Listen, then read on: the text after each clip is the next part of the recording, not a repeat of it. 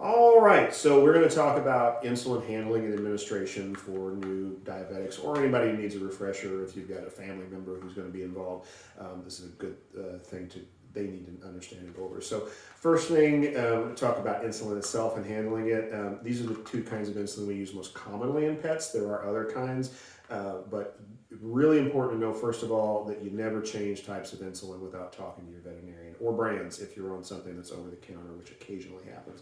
But these things are not interchangeable. They are very, very different. So when we're handling these, all these need to be refrigerated. So keep them in the fridge. Don't put them on a shelf where they won't get knocked over or anything like that either. Ideally, keep them in the box so if they get dropped or something like that, you're less likely to break them, because this stuff is kind of expensive. You don't want to break a full bottle of this. When we take a fresh bottle out of any of this, you're going to notice that, I don't know if you can see that, but there is stuff settled in the bottom. Insulin is not a solution, it is a suspension, and it has to be resuspended whenever you use it. So we've got to get all that back in there. So initially you can shake this up. You want to avoid shaking it heavily, because you're going to get little bubbles in there, and bubbles are going to be significant. We can't have bubbles in with our syringe, so try not to shake it too much. Or a great way to do this is just, and actually my preference is to just roll it like this. But what we want to do is we want to do that enough that we can look at it and say, hey, this looks like a nice uniform solution now. It looks like everything's suspended well in there. So we don't get more or less actual insulin than we think we do. So other things to know about handling it with our syringes: make sure you always draw it up when you need it. Don't ever draw it up and put it in the fridge and draw up like a bunch of doses for the week or anything like that, because the plastic in here will inactivate the insulin. These are glass bottles, and the plastic will inactivate them. So you've got to draw it up right when you're ready to use it. And then otherwise, as far as using the syringes themselves, and we're going to demonstrate this not with insulin because our patient over here is not a diabetic, if you wouldn't appreciate it, and we're going to show with saline, but you want to know how to read these. So we have units on here, and each one of these numbers is going to be a unit. So that line there is our 5 units, and then we have 1, 2, 3, or actually we're going to read it from the top, sorry. 1, 2, 3, 4, and 5 there. So when we do this, it's important to realize there are 2 different kinds of syringes.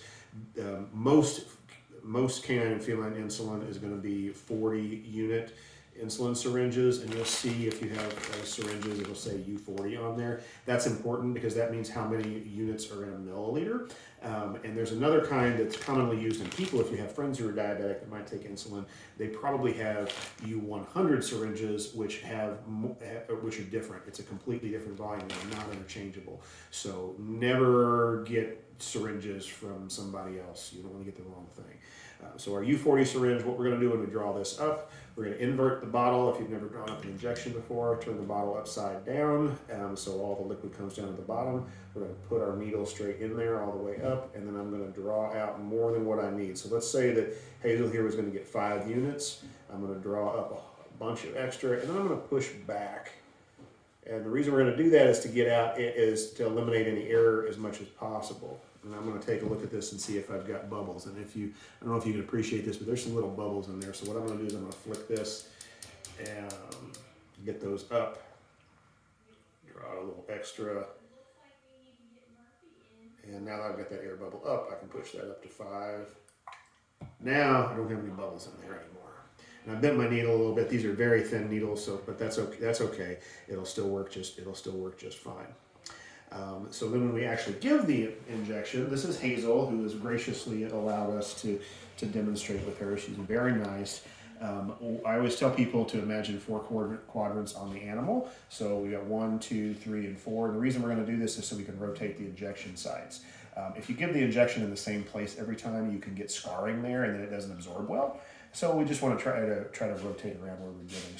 So if I say I'm going to start in the first quadrant today, tomorrow I might do the second, third, or fourth. It's not important if you do it twice or 3 times in a row in a place. You just don't want to do it the same place all the time. So it's good to get in the habit of rotating around. So when we give the actual injection, we're going to tint up the skin. So animals usually have a lot of extra skin. I'm going to pull this up like a tint, and the tint runs this way.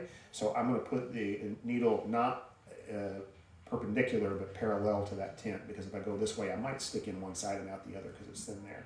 So I'm going to go down near the skin, and so you can see I'll do it on this side, and then I'm going to go perpendicular to this, and I'm going to push that all the way up to the hub. These are short needles, they're thin needles. She didn't even react to that. I'm going to put it all the way up to the hub. You can't really see because she's got hair there. And then once I'm in there good, and I put it all the way up to the hub so I know I'm good and in there, and then I'm just going to inject that and pull out, and we're done. And you can see they don't really react to that. Good tips for giving administration is to offer them a little food when you give them that. Food motivated dogs in particular won't even know you're doing anything, and that works great. Makes it really easy. And then to get rid of the needle, generally we're going to use what's called a BD safe clip, which I don't have one with me right now, but it's a little clip device, and you just put that needle in the hole and you snap that needle off, and then the needle goes away, and you can throw the syringe in the trash without the needle. If there is a needle attached to this, it's considered a medical sharp and actually does need to be disposed of as a medical sharp. You have to take it back to the pharmacist or something like that. But use the BD safe clip that we provide to our clients when we diagnose them. Clip that off, and then you can just throw the syringe in the trash with the rest of your waste. Any questions, or feel free to reach out to us, and have a great day.